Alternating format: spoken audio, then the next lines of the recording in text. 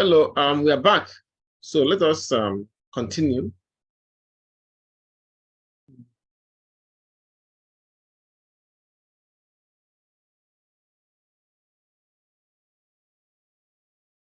All right. Now, we're looking at vision as an ideal. And we'll be discussing other areas. Vision content principles, if the time permits, and then SWOT analysis, and the requirement for effective vision, and social motives to lead. So if time permits, we'll be discussing all this. Let's look at, let's begin with vision as an ideal. Well, as you can see from the screen, vision can be is an ideal image of what could and what should be, what you can attain in your company or in your organization as a leader, and what should be attained. So this means that the good leader should ask three major questions in the light of his or her vision. Those questions will be used to test the vision of the leader. See if that vision is realistic. So the first question is this the right direction? Are these the right goals? Is this the right time? So this vision, is it the right direction for the company to go? Given the available information and the prevailing circumstance. Then another one is this: are these the right goals?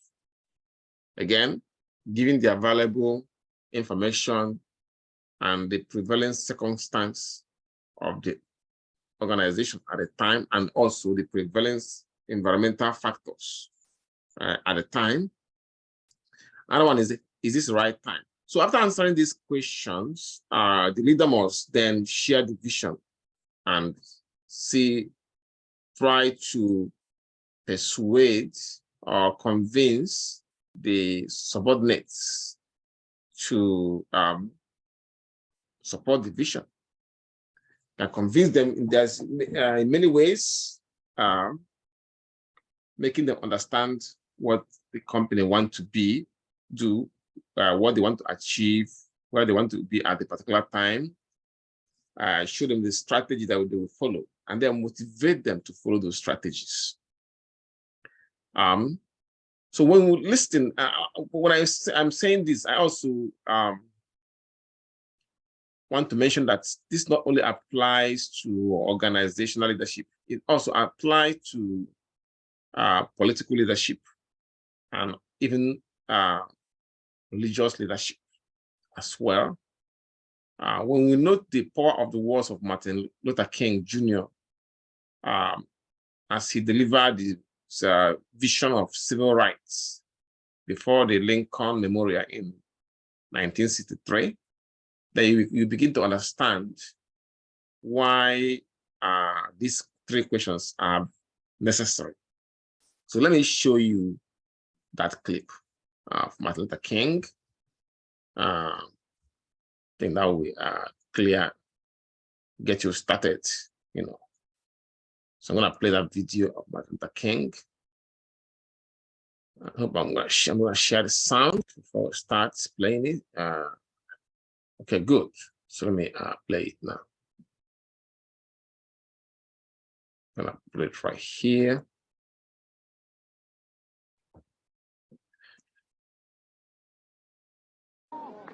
I have the pleasure to present to you Dr. Martin Luther King, Jr.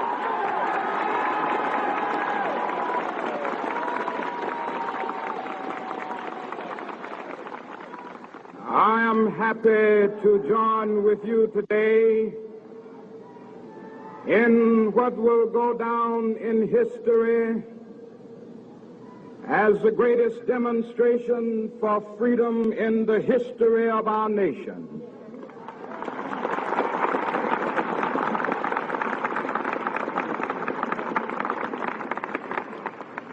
Five score years ago, a great American in whose symbolic shadow we stand today signed the Emancipation Proclamation.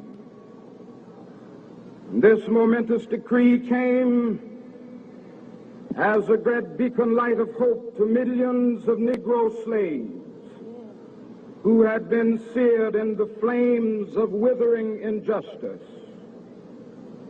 It came as a joyous daybreak to end the long night of their captivity. But 100 years later,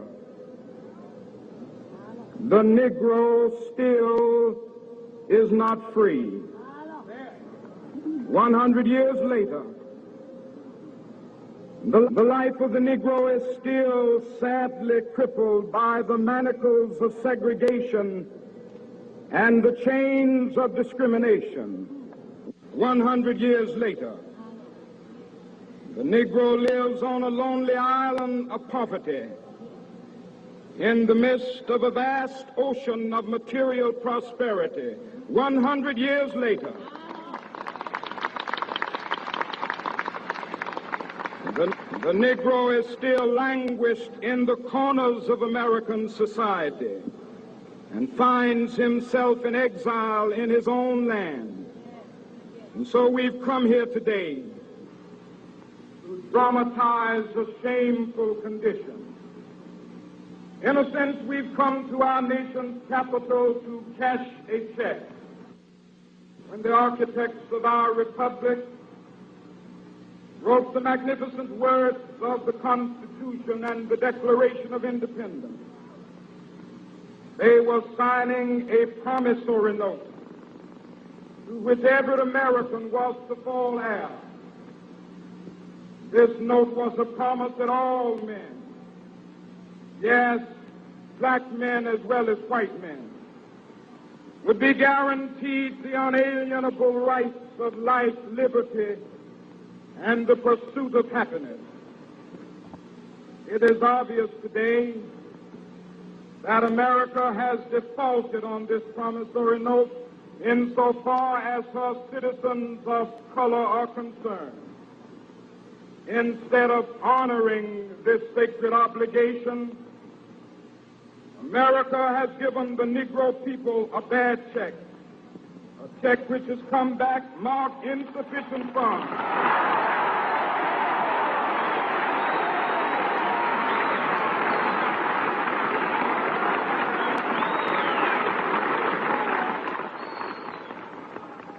But we refuse to believe that the Bank of Justice is bankrupt. We refuse to believe that there are insufficient funds in the great vaults of opportunity of this nation. So we've come to cash this check, a check that will give us upon demand the riches of freedom and the security of justice.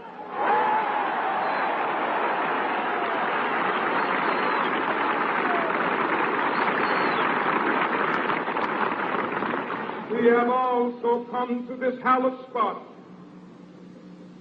to remind America of the fierce urgency of now. This is no time to engage in the luxury of cooling off or to take the tranquilizing drug of gradualism.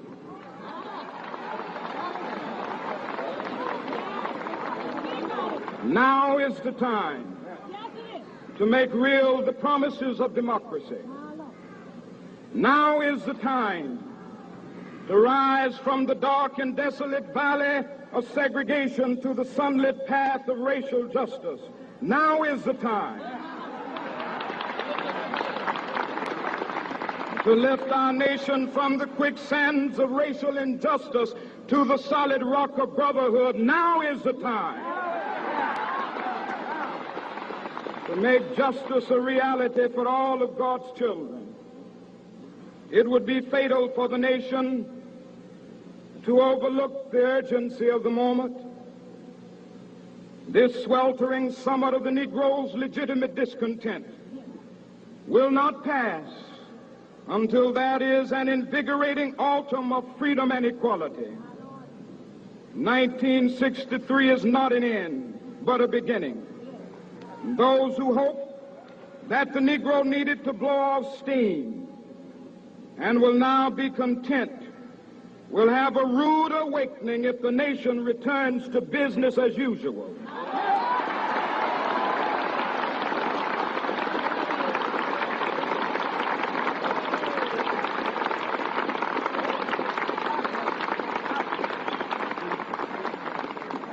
There will be neither rest nor tranquility in America until the Negro is granted his citizenship rights. The whirlwinds of revolt will continue to shake the foundations of our nation until the bright day of justice emerges.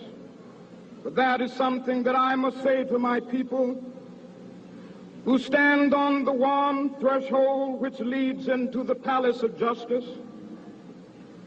In the process of gaining our rightful place, we must not be guilty of wrongful deeds.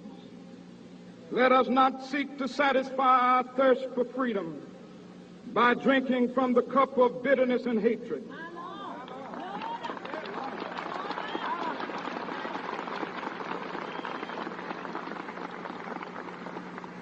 We must forever conduct our struggle on the high plane of dignity and discipline. We must not allow our creative protests to degenerate into physical violence. Again and again, we must rise to the majestic heights of meeting physical force with soul force. The marvelous new militancy which has engulfed the Negro community must not lead us to a distrust of all white people. For many of our white brothers, as evidenced by their presence here today, have come to realize that their destiny is tied up with our destiny.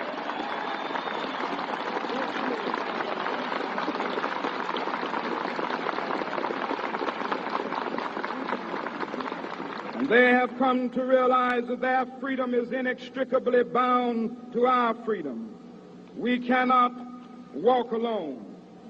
And as we walk, we must make the pledge that we shall always march ahead. We cannot turn back.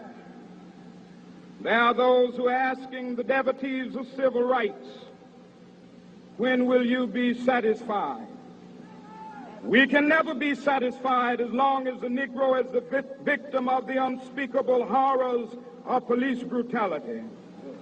We can never be satisfied as long as our bodies, heavy with the fatigue of travel, cannot gain lodging in the motels of the highways and the hotels of the cities.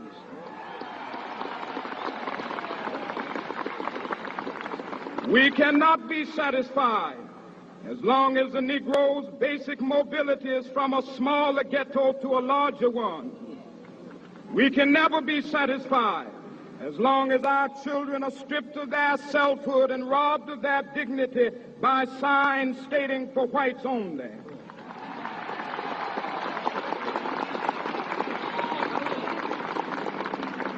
We cannot be satisfied as long as a Negro in Mississippi cannot vote and a Negro in New York believes he has nothing for which to vote.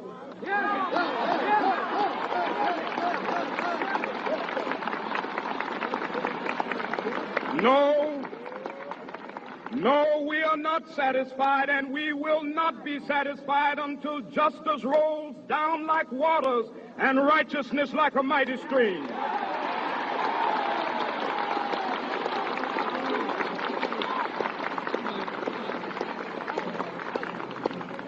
I am not unmindful that some of you have come here out of great trials and tribulations. Some of you have come fresh from narrow jail cells. Some of you have come from areas where your quest for freedom lest you battered by the storms of persecution and staggered by the winds of police brutality. You have been the veterans of creative suffering. Continue to work with the faith that unearned suffering is redemptive. Go back to Mississippi. Go back to Alabama. Go back to South Carolina. Go back to Georgia. Go back to Louisiana. Go back to the slums and ghettos of our northern cities.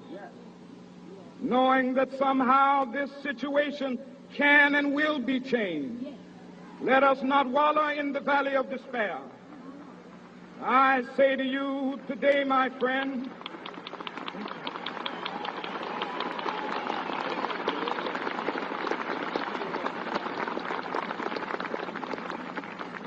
so even though we face the difficulties of today and tomorrow, I still have a dream. It is a dream deeply rooted in the American dream. I have a dream that one day this nation will rise up and live out the true meaning of its creed. We hold these truths to be self-evident, that all men are created equal.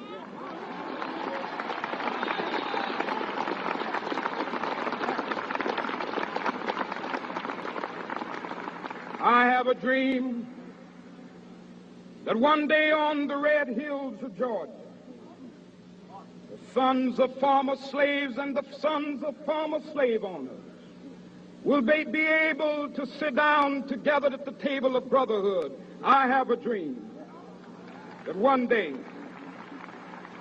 even the state of Mississippi, a state sweltering with the heat of injustice, sweltering with the heat of oppression, will be transformed into an oasis of freedom and justice. I have a dream. Well, I think you get the point. I would say watch this, finish it when you get the time. But what, you can see that the Martin Luther King has a vision of achieving the civil rights for the Black Americans, but he has another strategy for getting that vision, which is through non-violence. And at the end of the day, he was able to come. If you look at the crowd, even some white people are also there as well. He believed in achieving that vision through non-violence, not through. And he was able to convince his fellow Black people not to have a hateful attitude towards the whites, because not all of them. Basically, he was saying that all of them are brothers and sisters. That this dream of being together as one race, one nation, will eventually be achieved. And he has a big followers. At the end of the day, the dream was achieved. Civil rights bill was passed, and a lot of segregation laws were dismantled.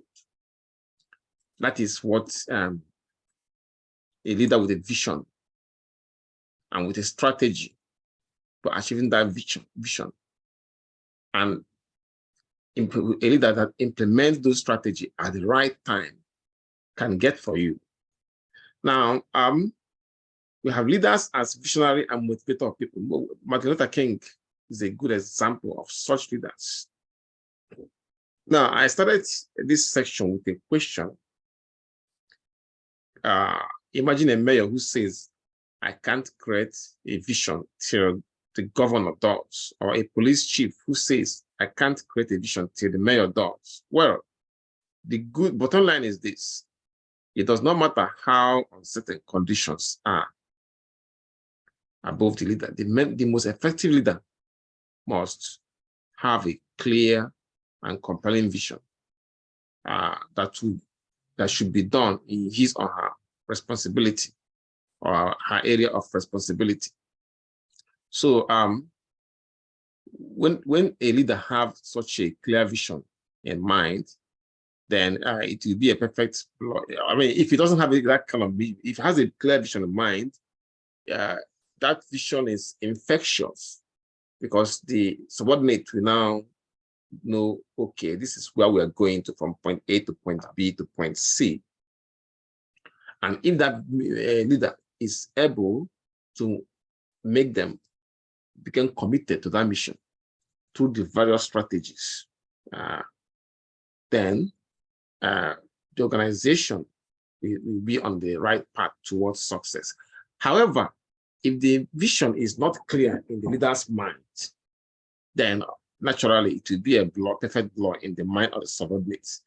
So this makes it very, very important for leaders to have vision, whether they will have a clear vision, whether it is a small one or large one, but it can be a clear one that can be effectively communicated at any level of the organization. So, in other words, a vision is necessary for effective leadership.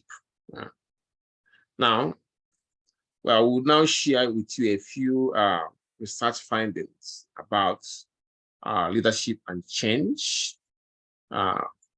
Few research findings. According to published evidence, there are 3 leadership qualities that are needed for steering the organization through periods of change. The first one is taking a personal responsibility for initiating change. So in this case, the leader must be personally involved and committed to making that a difference. So that leader, as you can see from Dr. King's speech, he absolutely identified with his mission of emancipation for the Black people.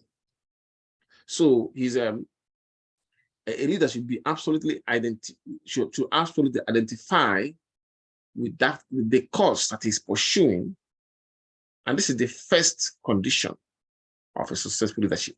You will completely convinced, believe in, and absolutely identify with that vision.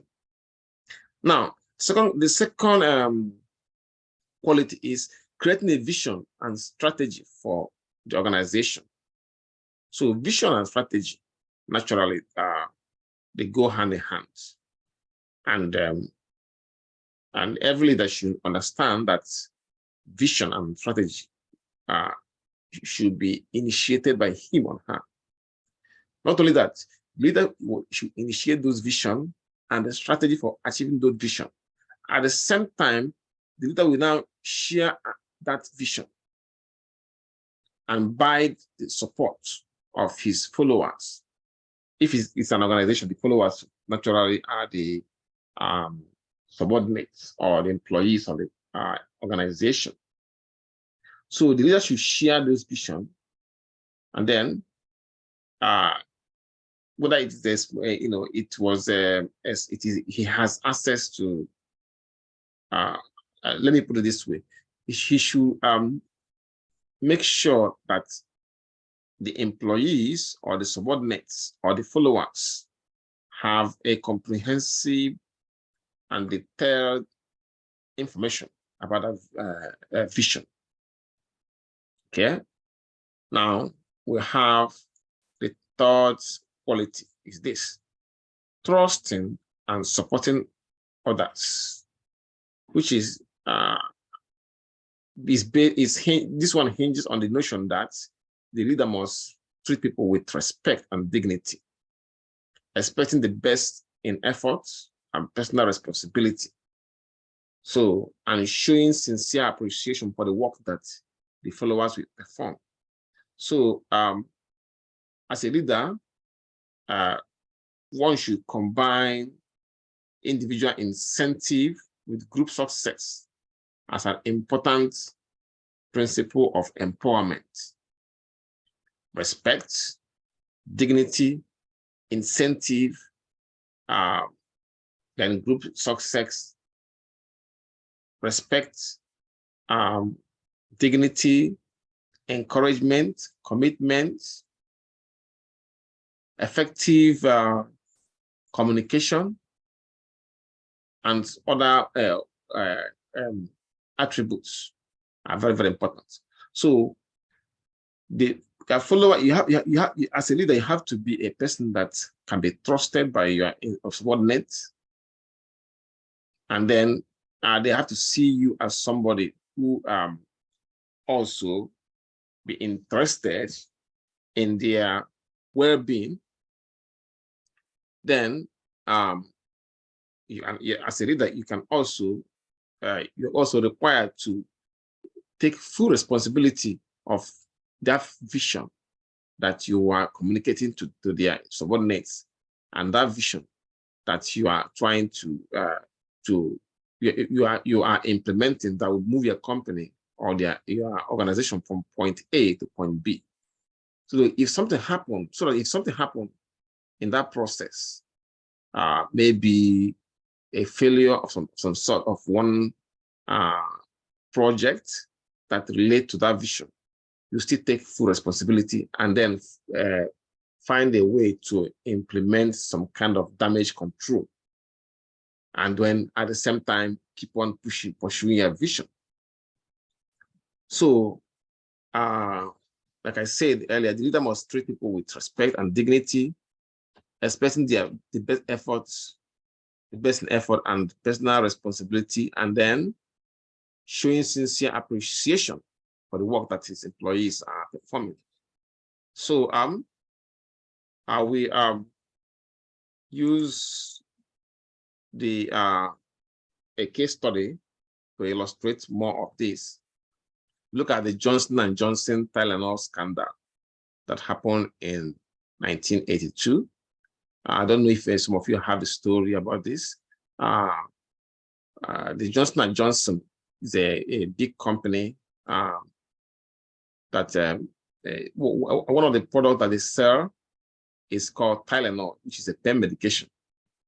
Now, but the Johnson & Johnson scandal, Tylenol scandal, poisoning, it was a good example of how leaders take personal responsibility for managing a crisis of public trust.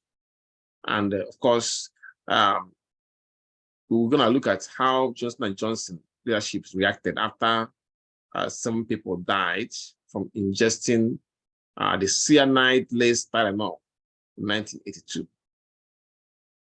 So this is a good, like I said, this is a good example of a leader treating people with respect as well.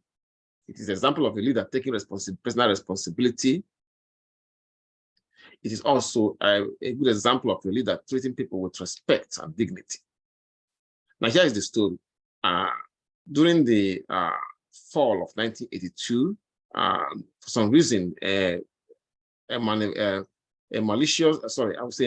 person or persons, nobody knows who did that at the time, especially. So that person replaced Tylenol extra strength capsules with one that have cyanide. So the regular one that are being sold at Johnson & Johnson stores, or the stores that buy from Johnson & Johnson, that person replaced the actual Tylenol extra strength capsule with cyanide-laced capsules, then resealed them in packages, and then deposited them in shelves at almost half dozen pharmacies and food stores. And this happened in the Chicago area. So the poison capsule were purchased by some people, and then they ingested, they took the medication, and 7 people who did not, who bought those capsules, they died. So it was a big scandal, and their death was really very horrible because it is a cyanide. So the parent company, the Johnson & Johnson, which is the parent company of McNeil Consumer Product Company, which is the company that makes Tylenol. this is a very thriving company, very popular. Tylenol was popular with all the pharmacies. People buy Tylenol extra strength, but suddenly a good company like this, without anyone at all, had to begin to explain to the world why the product, this popular product, was tainted. So now, but Johnson & Johnson did not run away from the responsibility. I mean Johnson & Johnson leadership. So now the company, the leadership had then assumed the full responsibility for the problem, and also the full responsibility for doing the tough job of explaining how the mystery killer was able to ingest poison into the bottles. Okay, now Tylenol leadership have a different vision for the company. So they know that if they don't handle this very well, it might lead to the collapse of the company. That is not the kind of vision they have. So the vision they will have at the time was the company that keep growing, have footprints in major cities, you know. So now, how did the company respond? Given that kind of vision that they have, now the leadership started recalling all of its products, and this cost the company millions of dollars. But they didn't bother them. They started recalling the product anyway. All the Tylenol that that they supplied to all the pharmacies in the area, in fact, all the Tylenols, and even the Tylenol in some grocery stores, they recalled all of them. So each executive apologize very, very profusely, and then they continue with the recall. The fact that it is costing them millions, but they continued with the recall, and the fact that they are assumed responsibility and apologized, show that public safety is their priority. They value public safety. According to Tylenol's leadership, public safety comes first. So they also work with the federal regulators to introduce a type of Tylenol that is tamper-proof packaging. They modify the packaging so that it is not easy to tamper with it. If you tamper with it, you cannot repackage it easily and then put it back into sale. People will find out that this package had been tampered. So this tamper-proof package help in reducing people's fears. Then they did other things and other other activities that will help to redeem their image and boost people's confidence in the company. So within a year, sales rebounded because people now believe that Tylenol, Johnson & Johnson is still a good company. Even those who were criticizing them when this thing happened began to praise the company. And today, Johnson & Johnson is still a big company. I'm going to show you Johnson & Johnson, say, in the market, what how their stock is doing in the market. You can see that even though the market is down, S&P is down, but look at Johnson & Johnson. Let me say J and J. You will see it is. You can see that Johnson & Johnson. You can see the stock is doing well. It's doing well. And when you look at their financials, balance sheets, and those of you who are in the accounting can look at their income statement and balance sheet, and you can see that the company is still a thriving company. I think you get the point. So the bottom line that Johnson & Johnson leadership, they saw that, like I said, they have a vision, a different vision for the company, and they know that this crisis might, they might cripple the company, destroy the company, and that is not the kind of vision they want. They have a different vision of success, and they did everything right at the time. Accept responsibility for the problem, even though they didn't cause the problem. They even defended the customers, and then did the right thing. Recorded, made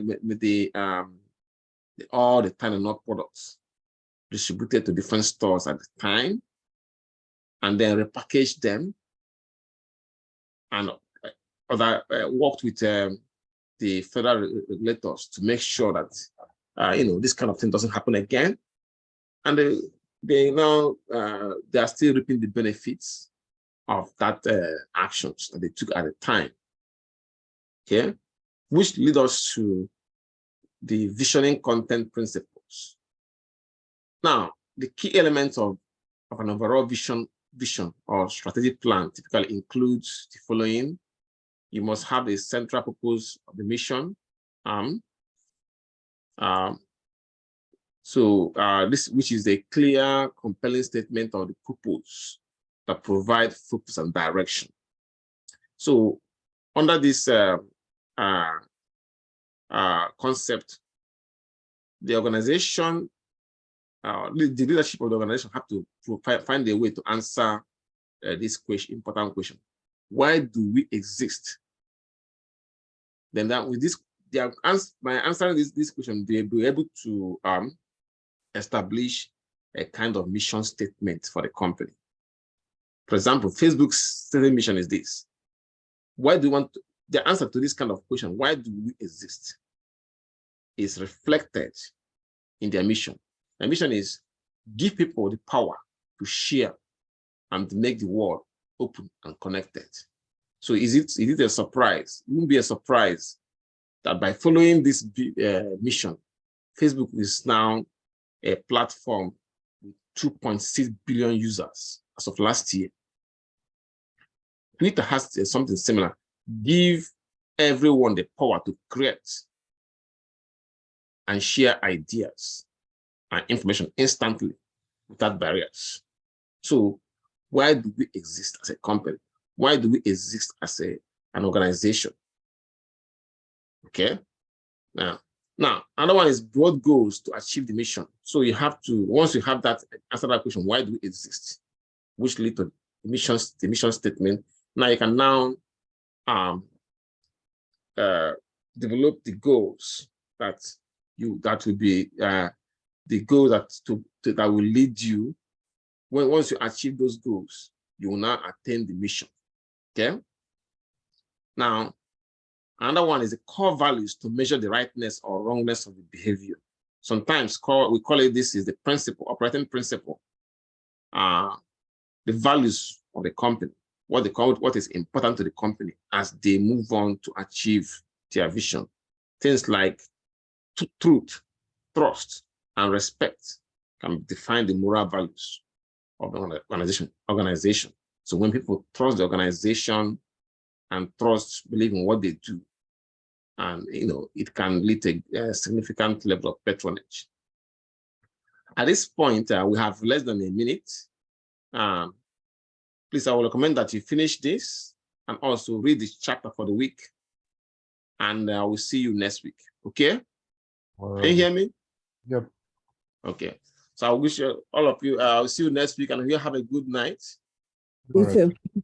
Thank you, Professor. Bye-bye. Thank you. All right, bye.